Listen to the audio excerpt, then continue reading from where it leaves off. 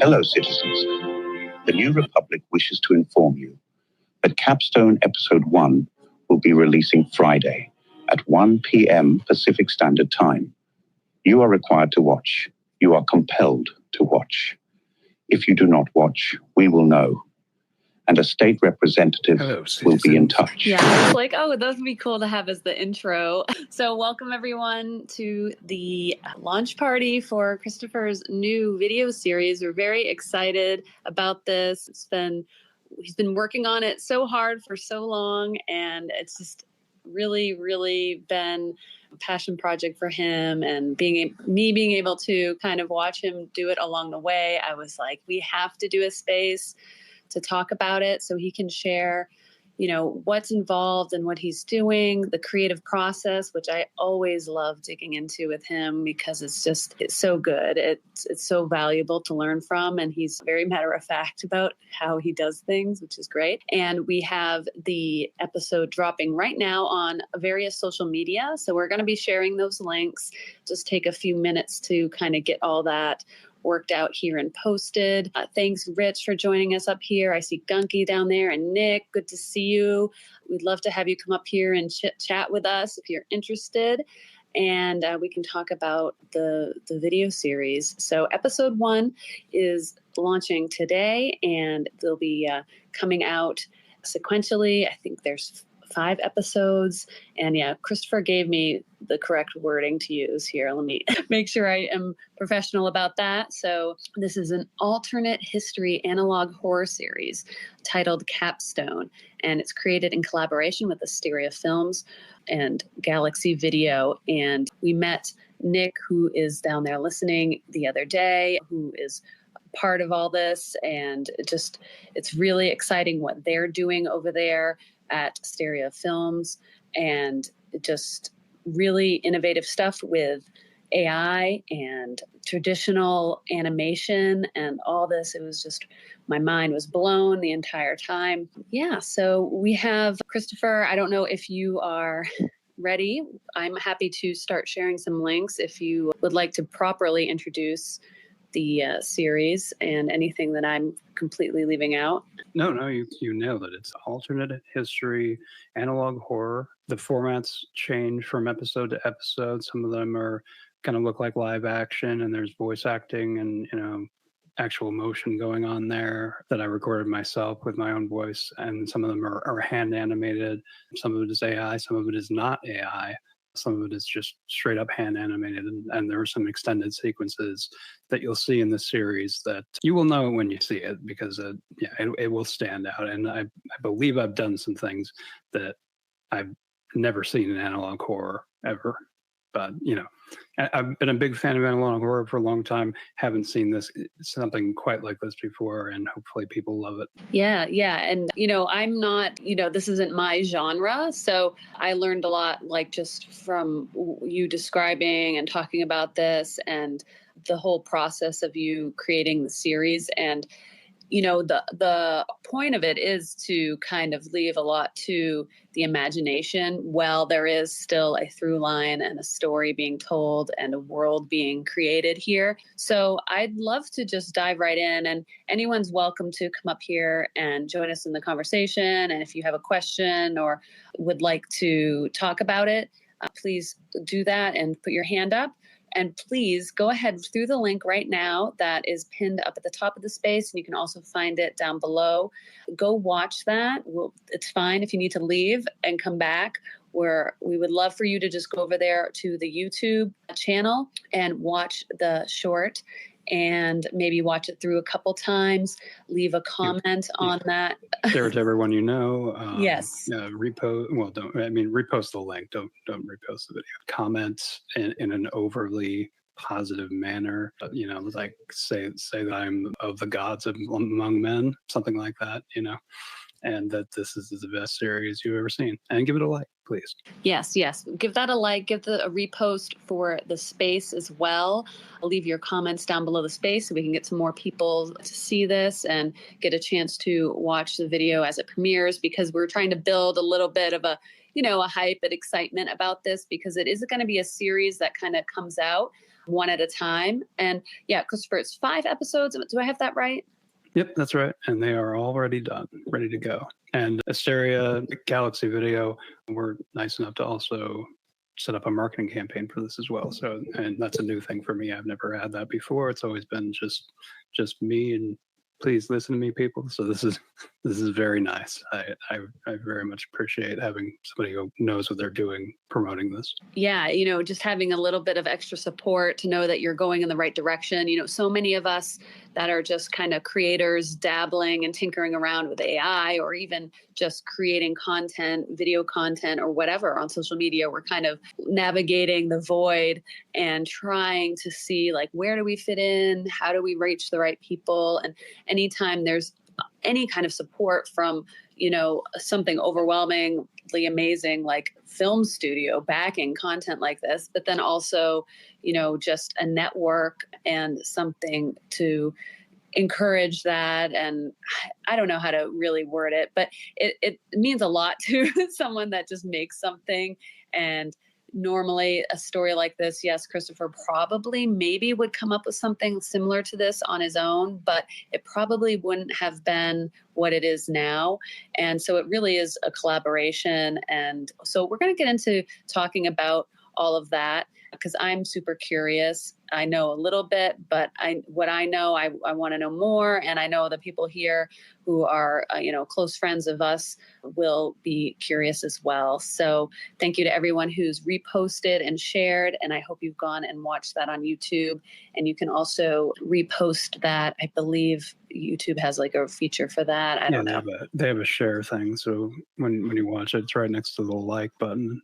And all those, and right next to the subscribe button, which you should also click. Oh, yeah, that's a great point. So, I use X as my favorite social media platform, but I'm also YouTube. I love YouTube.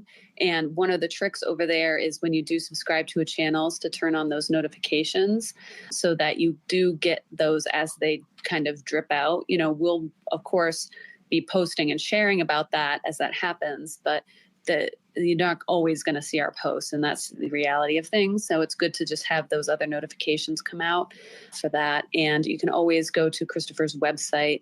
We have all the links there as well to find everything you need. All right, so let's get into the making of this. So far as Christopher, the concept, the idea of this, how long have you been thinking about this? Maybe not like the fully formed idea that we have today, but just the inklings of this world that you're kind of building. At least 8 months before I even got in contact with Nick and the rest of the team from Asteria, Soma also. Before I even heard about it, I had this kind of inkling of an idea about a lighthouse and things that may or may not be lurking underneath.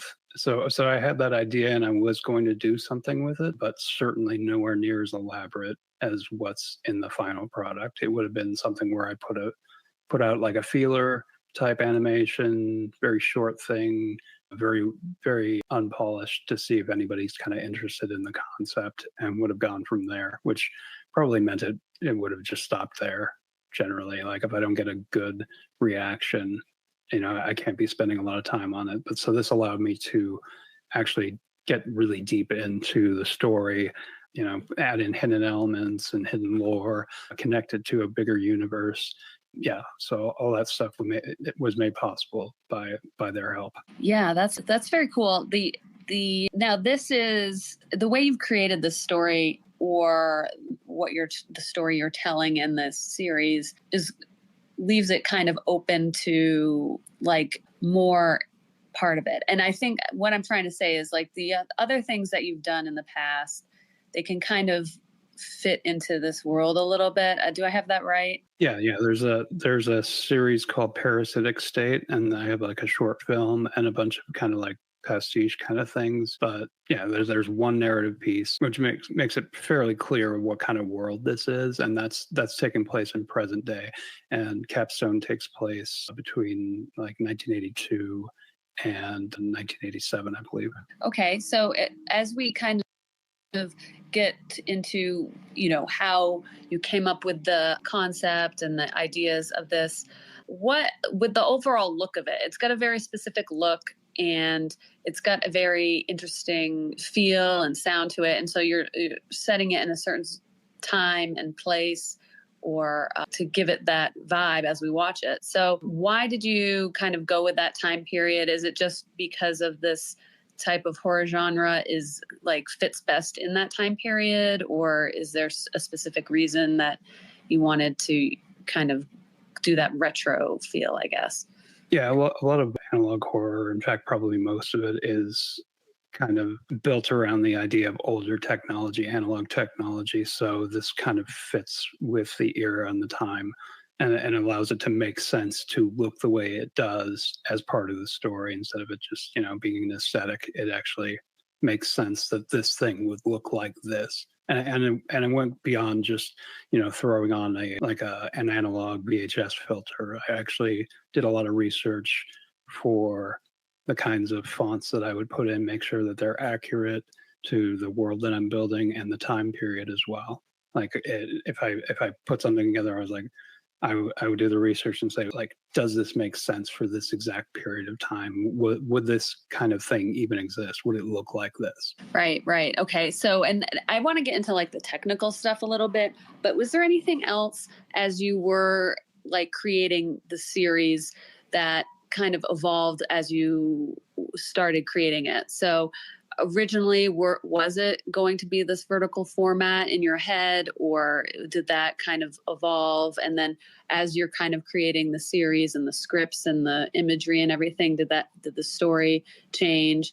Anything like that during the creative process that, kind of just helps people understand that maybe nothing's fixed in stone. Like when you're starting something like this, it does kind of transform and evolve over time, even during the creation process. Originally, it would have been a 4:3 aspect ratio so that it would be accurate for the time.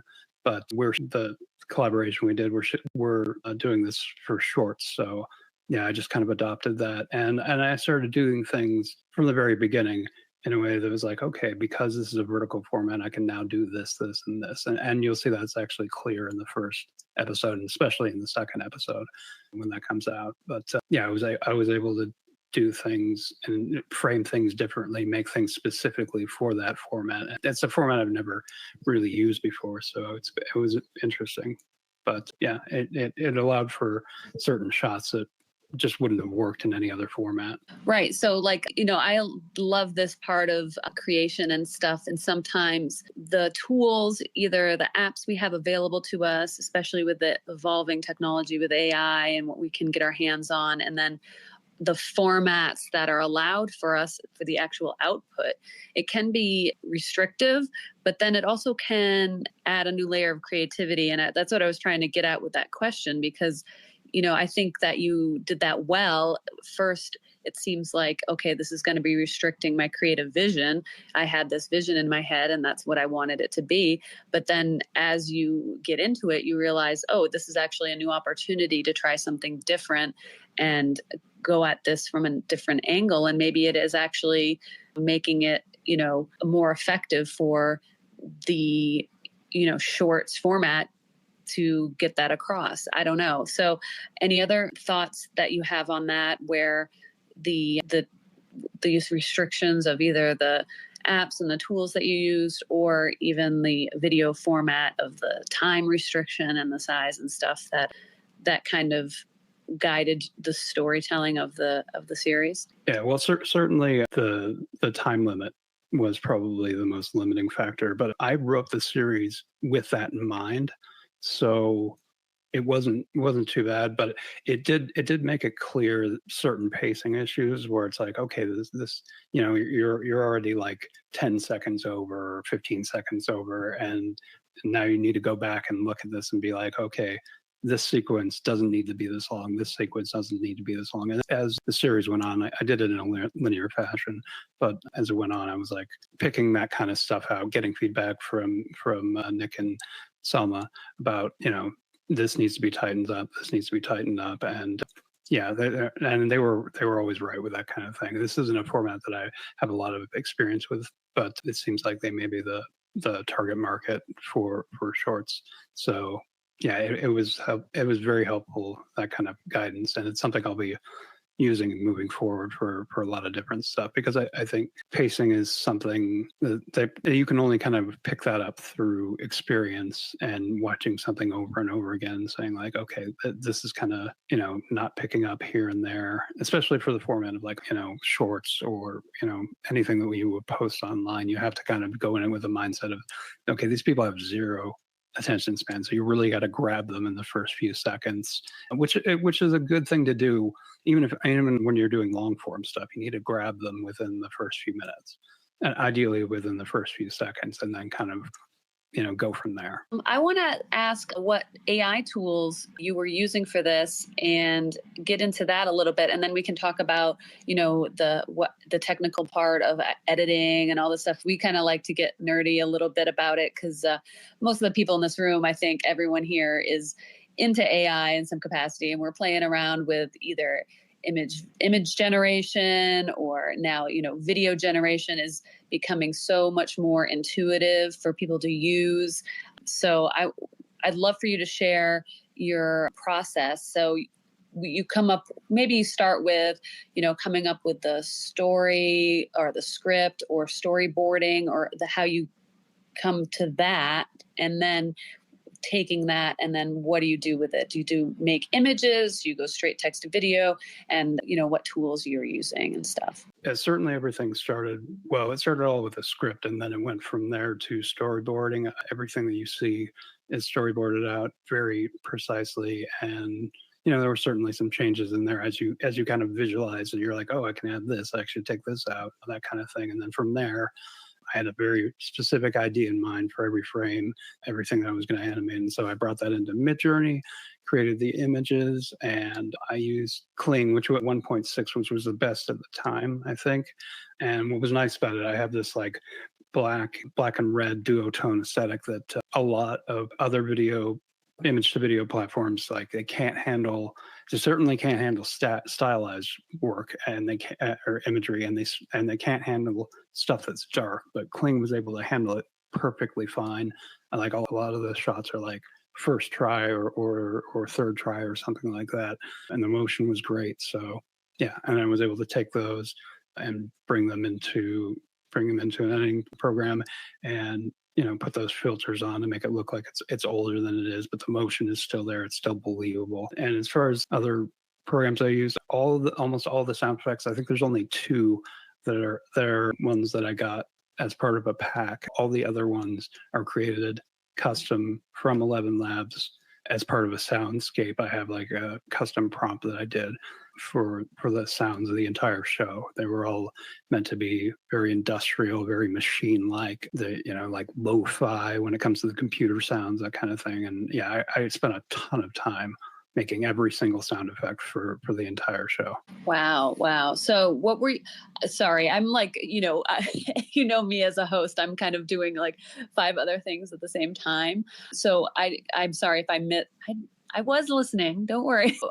But I did miss, what were you using to make those sound effects? 11 Labs, they have a sound effect creator, and you can do a lot with it. You can prompt it in damn near any way you can think of, and it'll give you something pretty good. I obviously had to dial it in, but you just, it's like Midjourney. You just type in what you want, and then you kind of refine from there. You can set it up so that it's like you can set the length of the sound effect that you're looking for. Sometimes I'll go wide, I'll go like 10 seconds, and then I'll clip in what I want, do some adjustments, add reverb or something in Audacity, which I'm still learning, by the way. It's like something I've had help with ChatGPT, like, how do I do this? How do I do that? How do I get it to sound like that? And it's actually gives you all the steps that you need. So I'm learning that as I'm putting it together. It's very helpful. Like if I were to do the same thing like 10 years ago or something like that, it would have been YouTube tutorial after YouTube tutorial would have taken like 10 times as long, just because you need that one nugget of information, and you're going to get it across like 5 or 6 tutorials. Yeah. And so this is such an interesting thing because, with AI and all the apps and tools and companies launching and everything that's like kind of at our fingertips now, and it's changing and evolving like not just week to week, but like daily. A lot of us are on X and we're watching the feed roll by and stuff. You can't even keep up with it. And so learning this stuff is a feat in itself, discovering everything and then, figuring out like, what is this best for? What can I use this for? Now, how do I do it?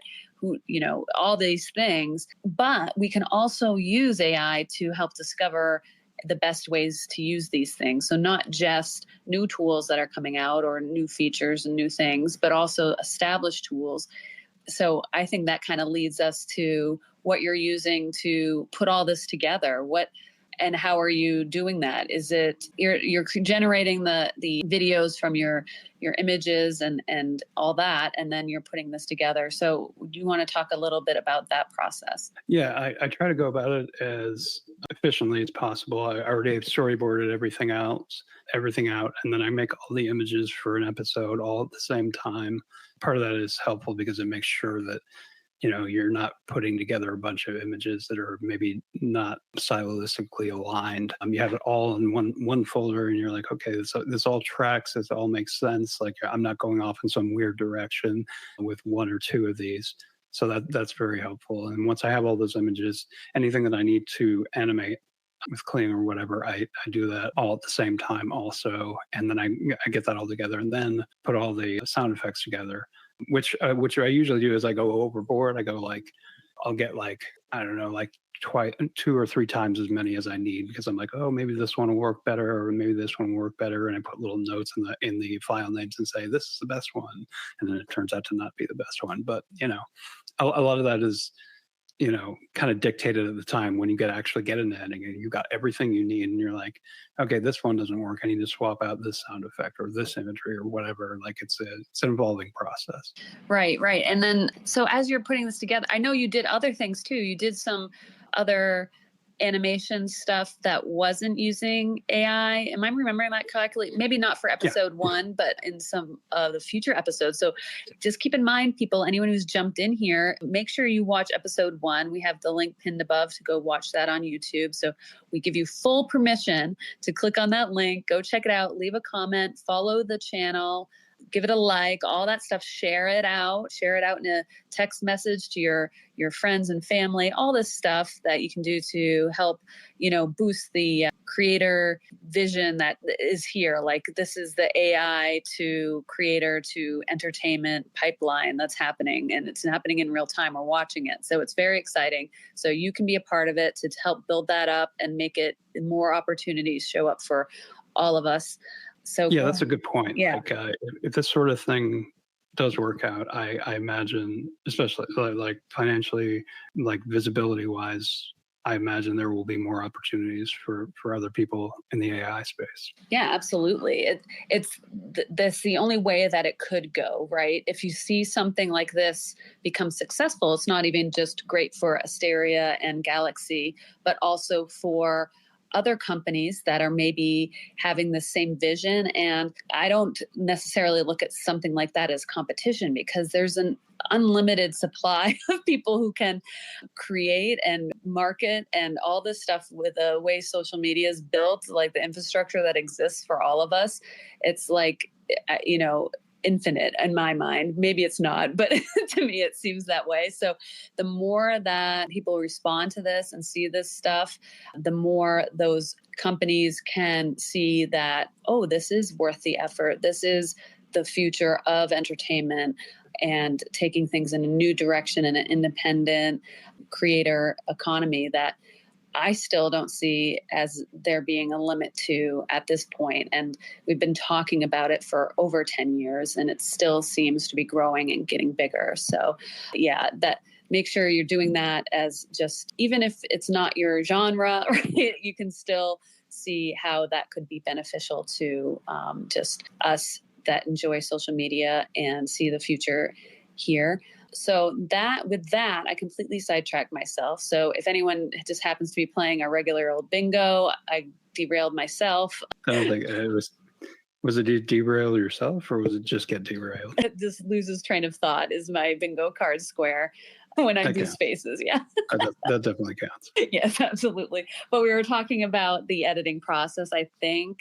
So do you happen to know where I left off on that? You were talking about the fact that it's not all AI, and it really isn't. I would say the vast majority of the animations that you see are not AI. They're using AI clips, but there's a lot of everything that you do. You still have to edit it out. Like I had to design all the text, all the placement for everything, anything that I wanted to put in, anything that I wanted to hide for lore reasons, underline.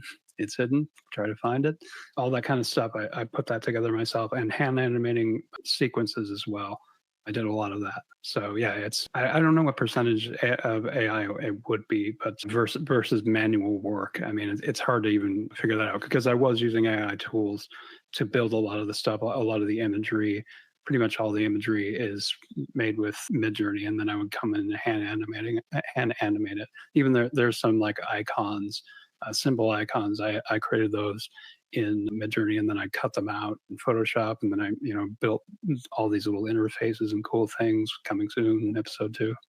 Woohoo! Yeah, it's exciting, and this gets to a really great point. And I think that those of us who are excited about AI or have been since like we first started seeing, even just ChatGPT, and then also then the image generation models, when I think a lot of us were plugged into that pretty early on and excited about it. We don't see this as, the replacement of everything. It's a piece, a part to get these visions to come to life. And, it still takes a lot of that manual work to get it to actually fit into what you need it to do. It's not about just like entering some text and you get a full video and you're done, send.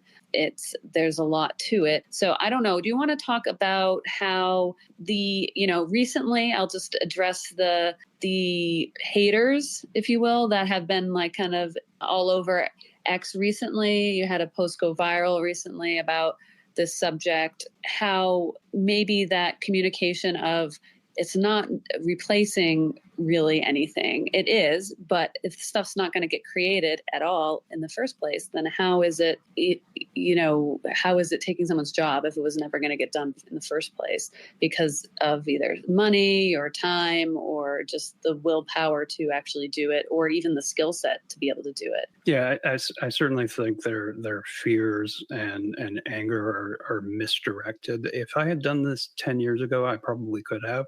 It would have just taken a lot longer. It would have been a lot of like a big manual process, but it wouldn't have involved other people anyway. It would have been just me doing it with like stock video instead of, custom made AI imagery that I then animated. It would have been more generic and probably not as good, but it absolutely still could have existed. And at no point during that process would I have been able to hire anyone, even if I wanted to. Like, I never had the funds to do it.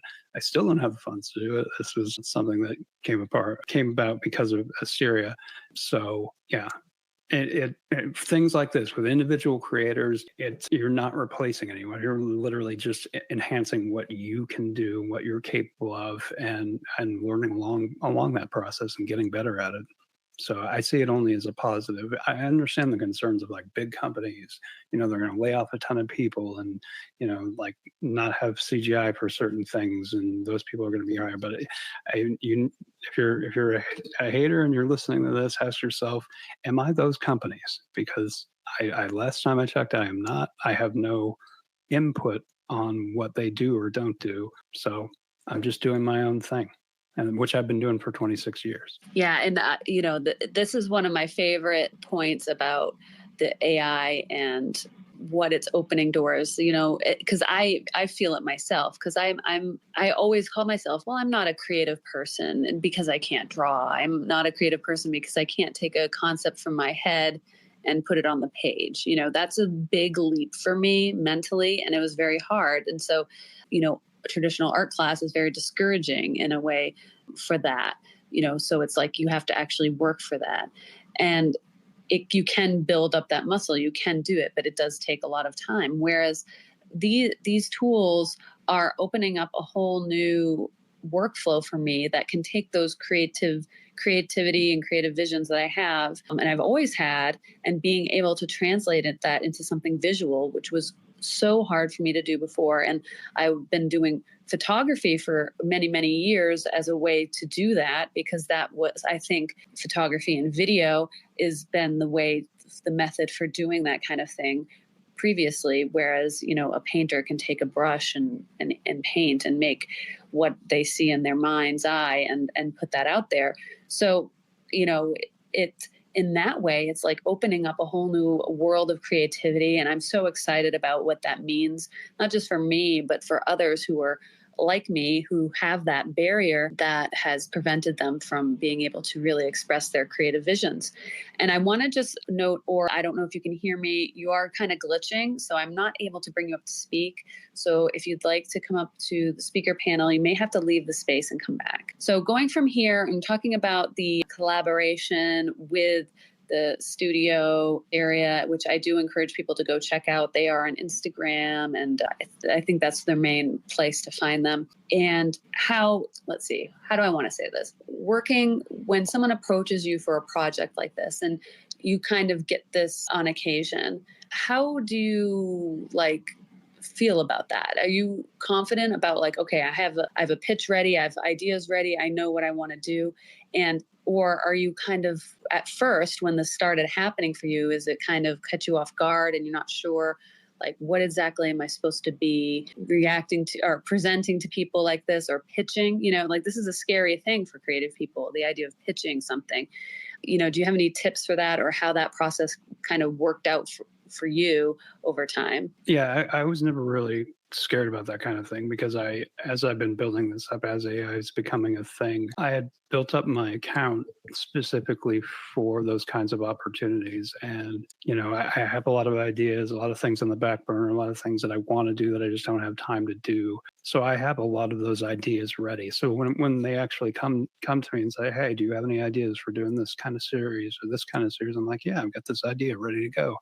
And yeah, if you're building that up, that's what I would say. Build that up, come up with ideas, put out what are basically like pilot episodes for a series, or just random ideas that you have. Put those kinds of things out, and get in the process of doing that, get in the habit of doing that kind of thing. And as you're going through that, you'll probably create a backlog of ideas that you think are good. You just oh, I want to do this, but it's like, it's a lot to do, but I think it would be really cool. And, you got to kind of pick and choose, but you'll have that list of ideas. Maybe you'll write it down, or it'll be in your head. But when it gets to the place where people are interested, they start contacting you, you'll have that all set, all ready to go. And I would also mention that this kind of process, the way I got hooked up with Assyria, was not just passive.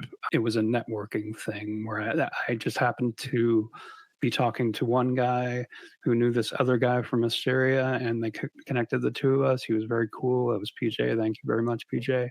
And yeah, he was able to hook us up. So getting out in the community, talking with people, putting your ideas out there, interacting with other people, talking about the form of AI video itself and what's possible, and experimenting with that, I think is very important, because that's how you get people's attention.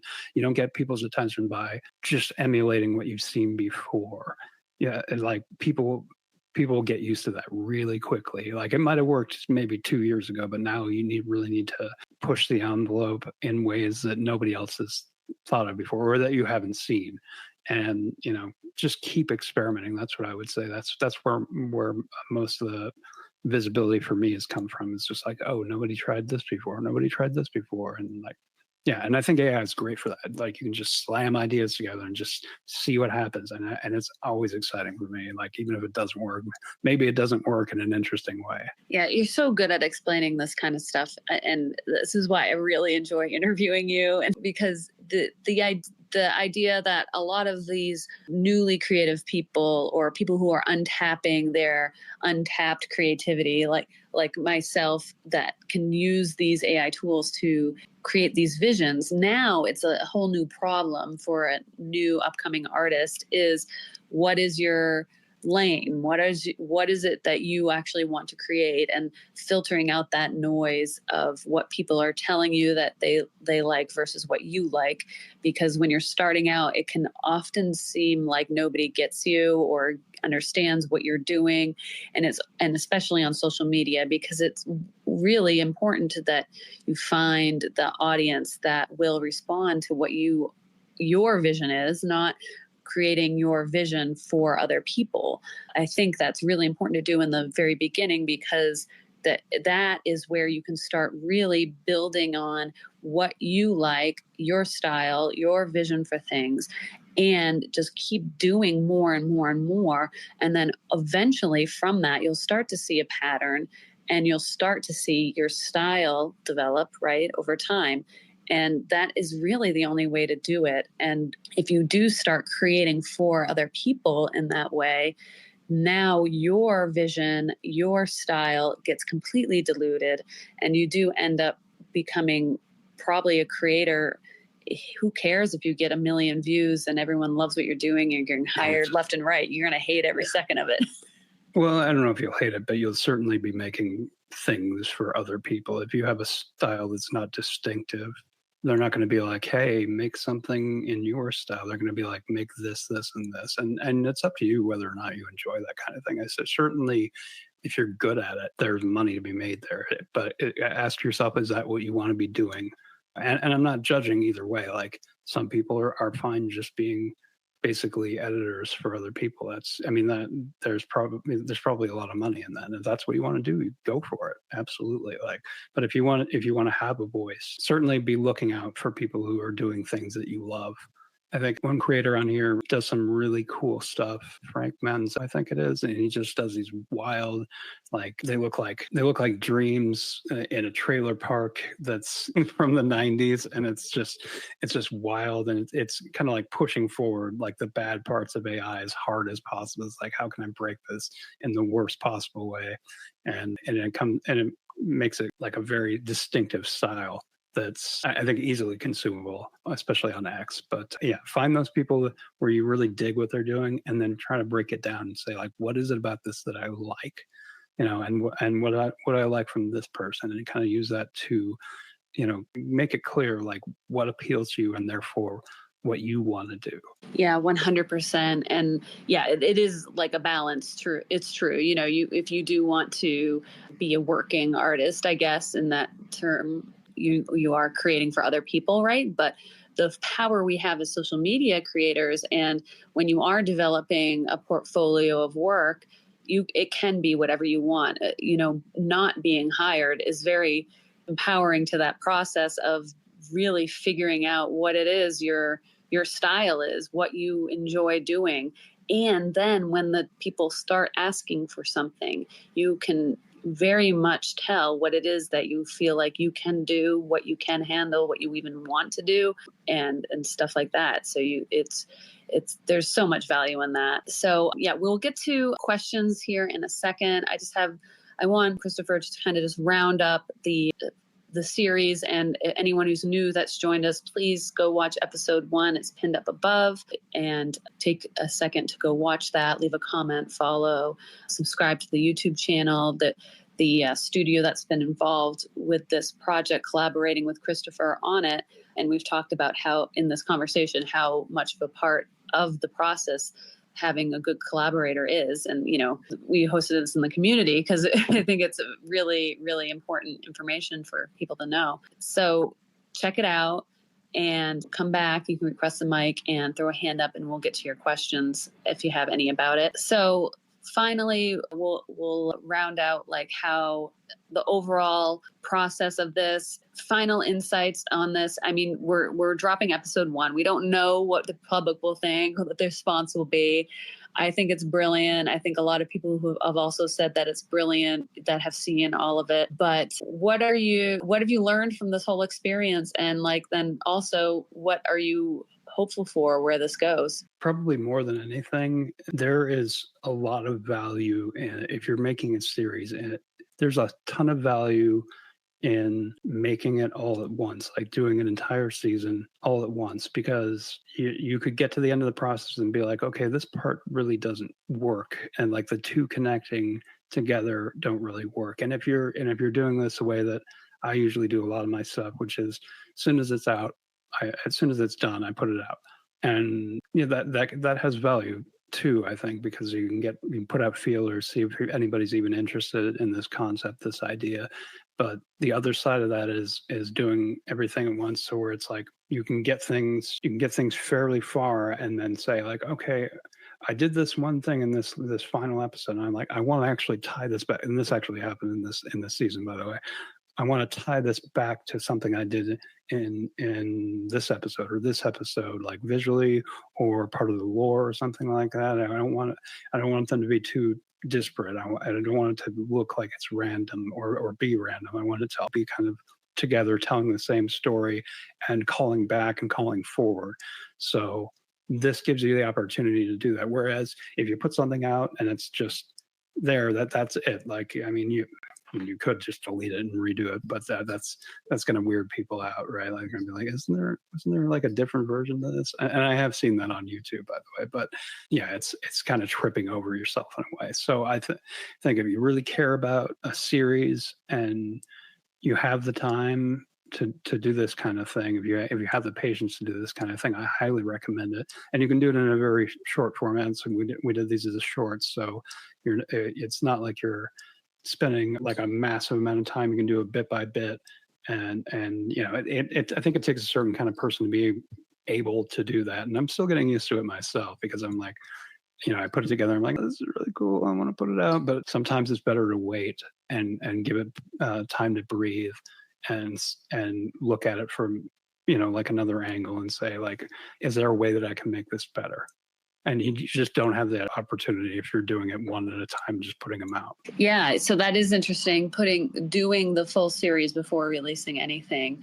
That is a strategy. I think most television series, they do that. I probably, excluding like soap operas, I think they kind of crank those out so fast that they only have a few episodes ahead of time. I don't know.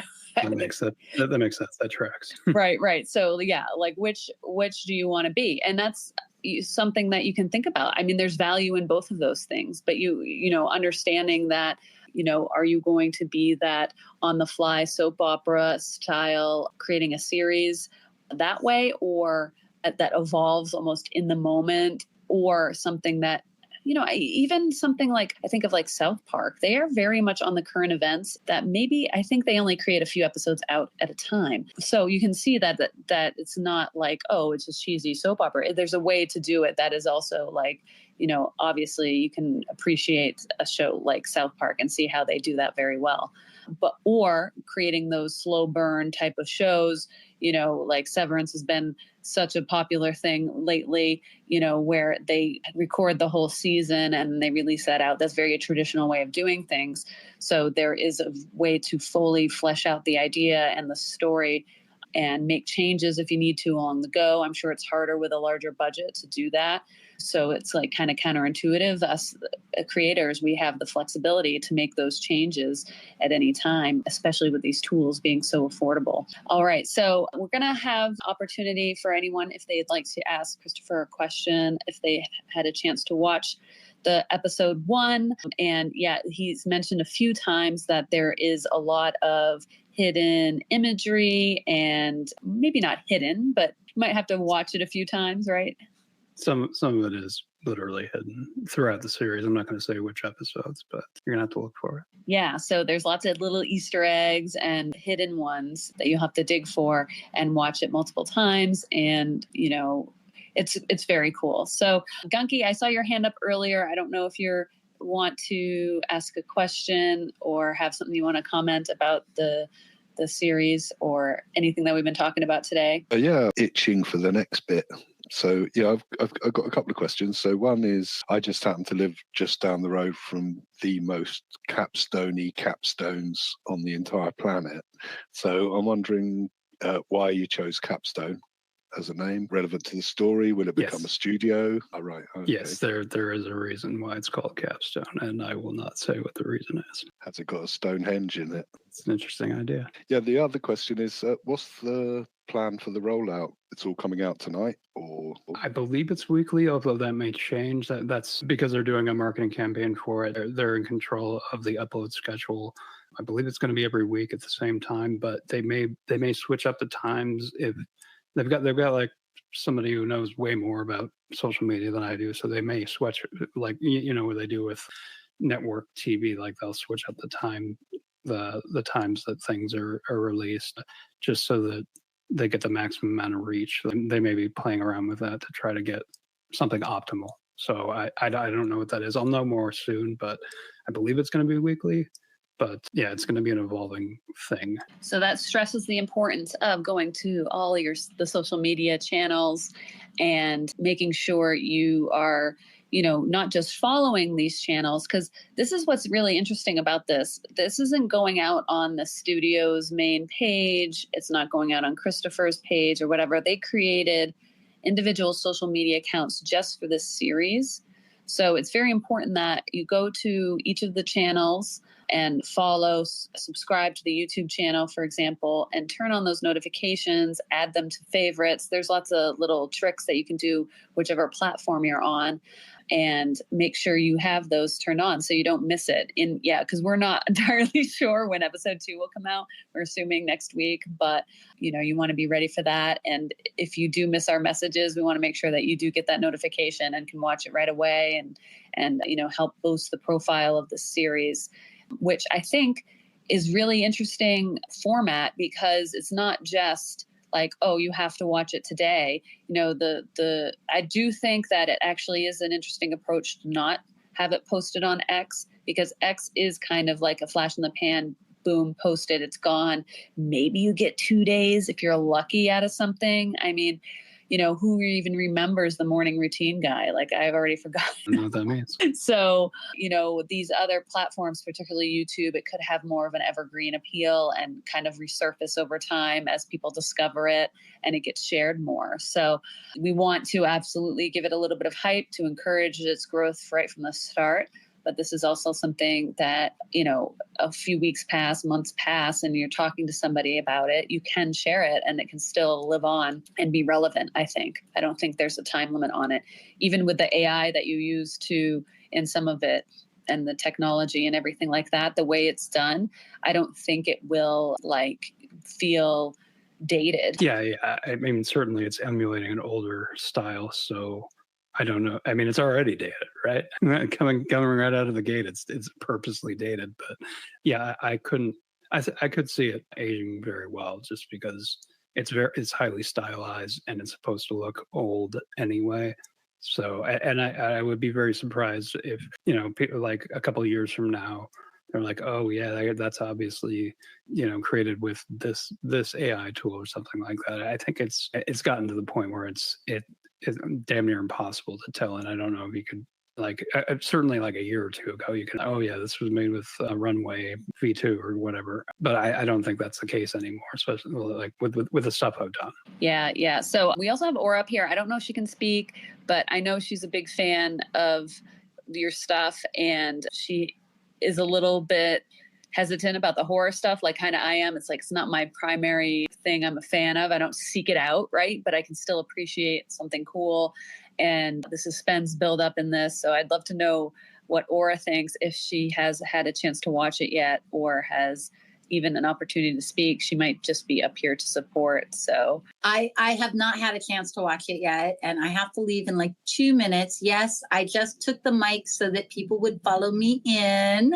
and I will watch it as soon as I get home. But Christopher, yeah, you're super, super talented. Yes, I normally avoid horror, but I also read Stephen King's stuff, even though it scared the crap out of me because he's an amazing writer. I will watch your videos, even though it might scare me or creep me out, because you're an amazing artist.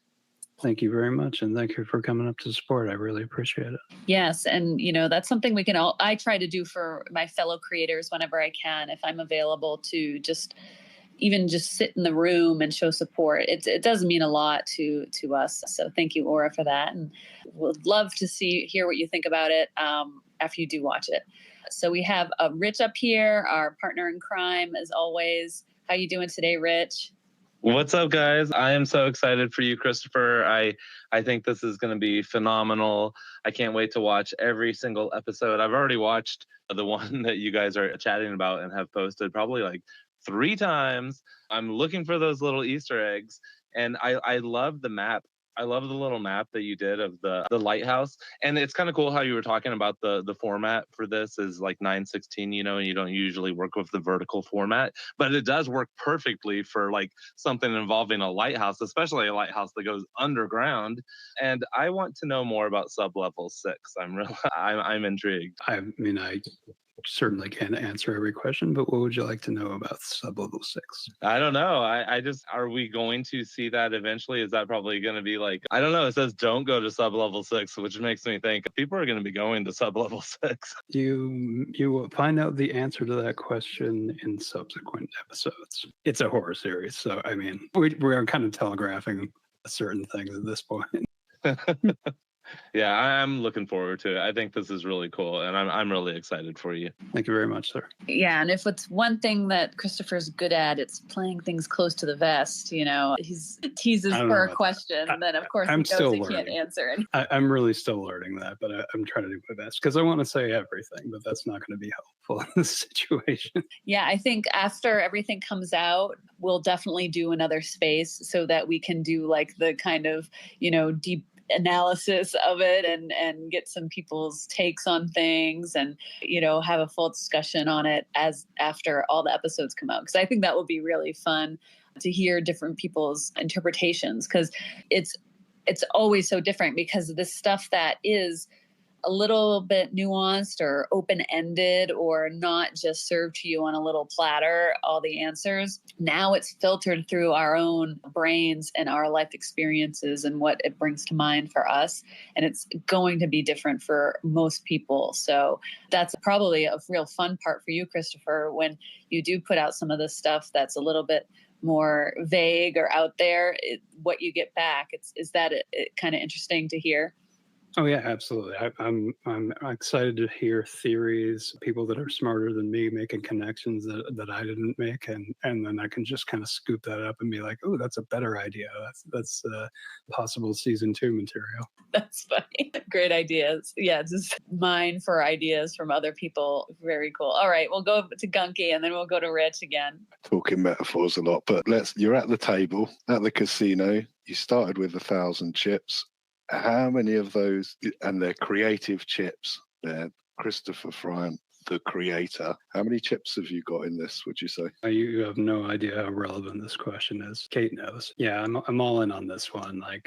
I'm all in. The other thing is, have you thought about, I don't know who you're dealing with, what level they're at or whatever's going on, but are there any options for kind of product placement or anything? I don't know, so I'm just saying, let's say the vampire is, Diet Coke, maybe Bud Light. Well, it's being created with a film studio, but they're not associated with like a massive studio. So the way this venture is kind of set up is that like normally they'd be working with a bigger studio, like I don't know, Sony or A24 or whatever, and they would kind of dictate that kind of thing. But the way that this is set up, it's like with a budget that we would have used to create like pre-visualizations for another studio, we can take that and then just make the thing that this person wants to make or this one person wants to make. And that way they don't even have to do those kinds of things or make those kinds of deals. And then, you see how ham-fisted it is. Like I think the number one example that I can think of is there's a show called Heroes, and they're like driving around in this Kia Sentra or something like that, and they have to keep saying Kia Sentra like over and over again. And it's just the worst kind of thing. So I'm very happy that I don't have to do that, and we'll see. Like opportunities arise. I hope that they do not. Yeah, and this is such a great point. It's why we're very excited. We got to tour the Asteria Studios in LA, and they're incredible. They really are. Their vision is so on point, and because they understand, like being in that town, they understand the big studios. They're there. They're, you know, big sharks out there swimming in the ocean. But the world is set up for us right now to be independent if there is that push behind it, that little bit of effort, that little bit of oomph of marketing and teaming up with amazing creators and people who maybe are disillusioned in the industry that are extremely talented. We have an opportunity here. And this is one of the studios that's their vision for the future of entertainment. Yeah, what it reminded me of was, because I got in there, I got to see what everybody's working on and the tools that they're using. A lot of them are using Comfy UI, and they have these custom setups and stuff like that. And it's, you know, it reminds me of is in The Matrix, the movie The Matrix. You know, Neo's like a hacker, and then he, you know, he goes into this room. That he gets like he chooses the pill and everything, and they take him into this room, and he's looking at all this stuff that they've created, and he's like, "Oh, you think you're a hacker? We're actually hacking reality right now. All this like custom equipment, and nobody knows what the hell he doesn't know what the hell it does." So it's like a whole nother level of just hacking things together to get exactly what they're after. And it's so cool. These people are on another level, like way above what I can do. And it's very impressive to see. And I really want to get into all that kind of stuff because they're very passionate about what they do. Every single one of them is like, oh, what can we do with this? What can we do with this? What if we tried this and this and this? And that's exactly where my head's at, like all the time. And to be able to do that at another level is very exciting to me. And seeing other people actually doing it, it's just super rad. It really is. Sorry, Gunky, go ahead. I was going to say, I'm coming to terms with AI. Because for a while I was thinking, well, I'm obsolete now, aren't I? You know, but I'm starting to, like, I've got portfolios full of drawings and illustrations and stuff, and I'm like, let's see what AI turns this into, and and I'm like, oh, I quite like this, and now maybe someone else can animate that for me or tell me where to drop it in, and I'm like, oh, okay, so you know, nearly 60 years of learning how to do art, it hasn't just suddenly gone down the toilet, basically. Yeah. But so just another quick question: have you got like a list of skills I've got, skills I'm trying to get, stuff I need to learn? You know, being everyman, being a one-man band, it's a lonely sport, and B, it's really hard to like criticize yourself. You either over criticize yourself or, oh well, I'm just going to live with it because I've only got, you know, I've just got to because it's only me, there's no budget, blah blah blah. I mean, I do think the collaboration station I'd like to see just a little spreadsheet on a website somewhere with those people who want to be involved. You know, here's my handle and here's something I can offer. Like when Kate was doing those logos, and we sort of had a little conversation, and I'm and Kate said, you know, I hate doing logos. And I'm like, I love doing logos. Like, that's my favorite. You know? I don't like doing all the text and putting the website together. That's the boring bit. The logo is the only thing I have any real interest in.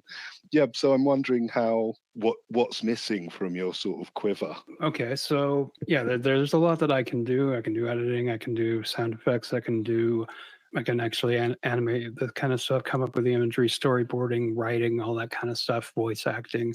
I'm not great at putting together like sound design and making it cohesive and making it matter to the story, just because I've done so little of it. I understand the basic theory, but also when I get into those editing programs, I've been using them for almost a year now, and it's just like, you know, I go through the tutorials and they tell you what to do, but I don't know, no idea. I'm just pushing the levers because they tell me to, and I'm like, I don't know what this is doing to the thing. I can hear the effects of what it's doing, but you'd be hard pressed to find a tutorial for that kind of thing where it actually says, this is what it's doing to the waveform, or, you know, like, this is why it sounds the way it does. It's because you're doing this, this, and this, and this is why you'd want to do something like that. It's very surface level type stuff.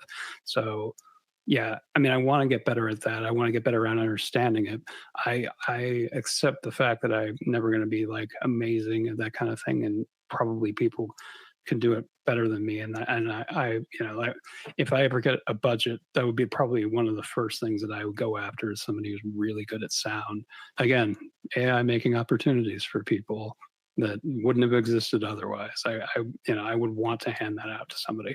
Also, I want to get into performance capture, and I imagine me doing a lot of this stuff myself, because if I have the control, I get very exacting with what I want to do. So if I'm capable of physically acting something out, I want to do that. I've got this kind of rig in my mind that I've set up, which is basically like a VR kind of setup, and you have like a motion track, 5 trackers that you can then record that and put that onto like a metahuman, and then add an AI layer on top of that kind of thing, and facial capture as well. So I can swap out with like a generic face model and instead do a real, well, not a real, but like an AI actor that's following, my facial motions exactly. So yeah, that kind of stuff I want to get into. I've already done a little bit of that, but it was a very janky setup. So it'd be great to eventually do that. And then beyond that, get into live action.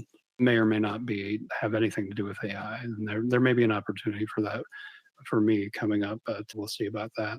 Fingers crossed. Yes, the collaboration part of things, like I agree with you, Gunky. There's a lot that we could do to kind of bolster that idea and help connect people that are maybe looking for something that they have a need for, or have a service that they can provide to someone if they're looking for it. So, it's tough because, that's what the spaces, I think, is an effective way to do that. We missed a couple this week, but we're going to be back on track for our regular spaces. So you can join us on Sunday, and, just people continuing to get up and talk about what they're doing and what's going on. I think that's like the most natural way for these connections. And we lost Rich, but he's, I'm sure he had a great question, but we will be wrapping up here in a second. So thank you everyone who joined us. I do want to give Christopher an opportunity to maybe just round out and do a final pitch to encourage people to watch the show.